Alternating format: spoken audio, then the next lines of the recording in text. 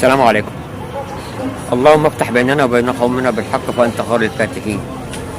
البدايه في مطار القاهره الدولي لما الفنانه منة شلبي كانت جايه من دوله خارجيه وبالاخص الولايات المتحده الامريكيه.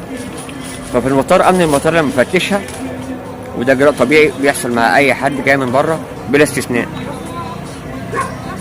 طلعوا من شنطتها كميه كبيره من المخدرات، حوالي 30 عبوه باشكال واحجام مختلفه، فيهم نبات المرجوانه واطعمه مختلطه برضو بنبات المرجوانه بتاثر على الحاله النفسيه، يعني بتعمل هيد زي ما بيقولوا باللغه الدارجه.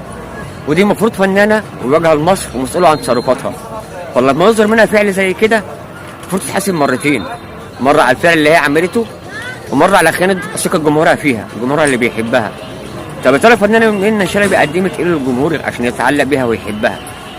لو سالتك مش تفتكر غير فيلم الساحر اللي فيه المشهد المسيء ليها، مسيء للسينما المصريه عامه. بس الغريب في الموضوع ان في ناس بتدافع عنها.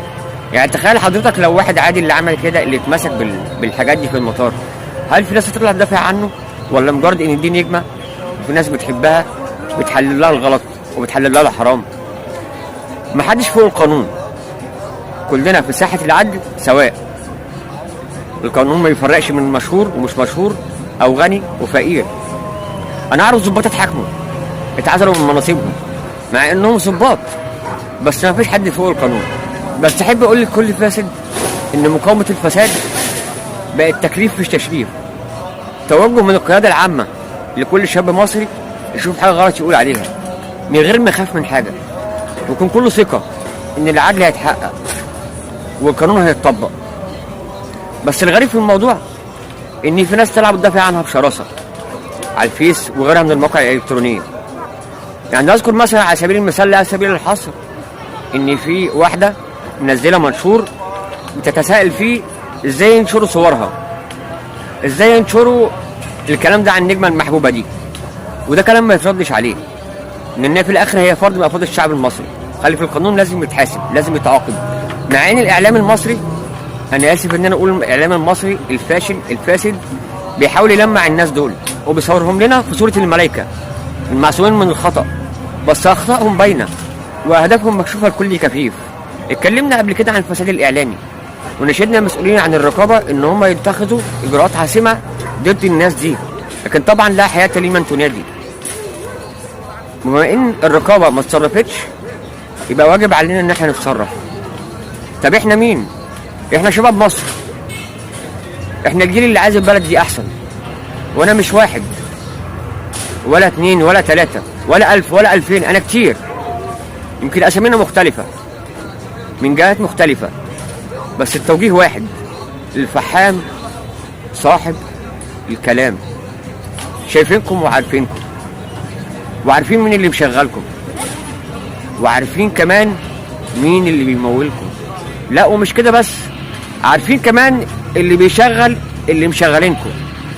مش هقول اسامي في الحلقه دي، لسه ما جاش وقتها، بس اسمحوا لي اتكلم باسم شباب مصر.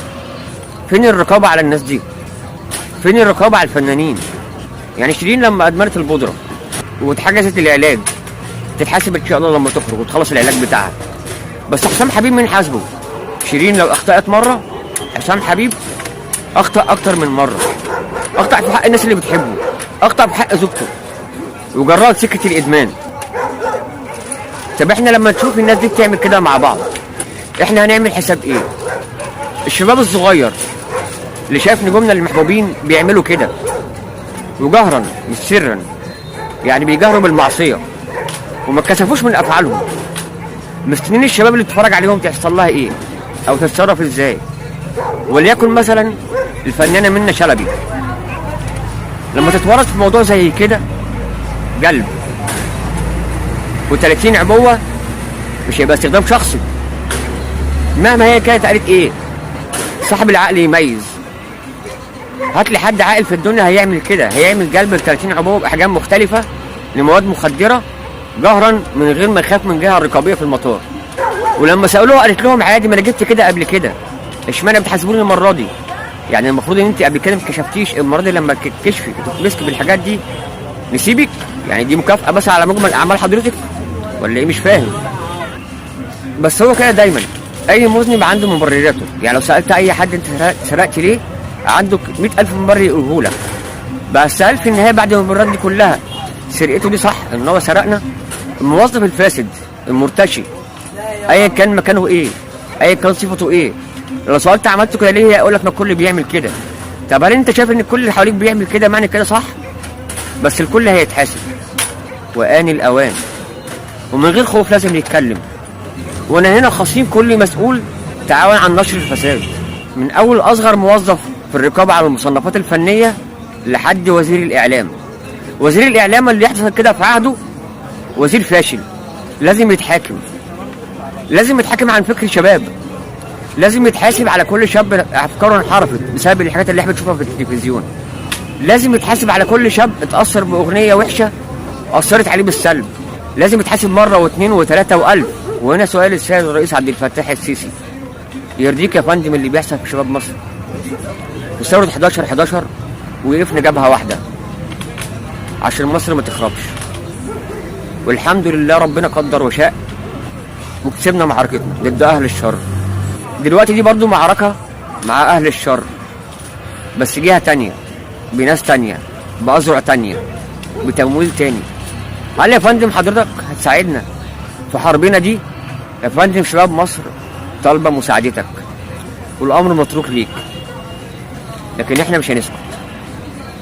احنا هنفضل نحذر، هنفضل نوعي، لان دي بلدنا ودول شبابنا.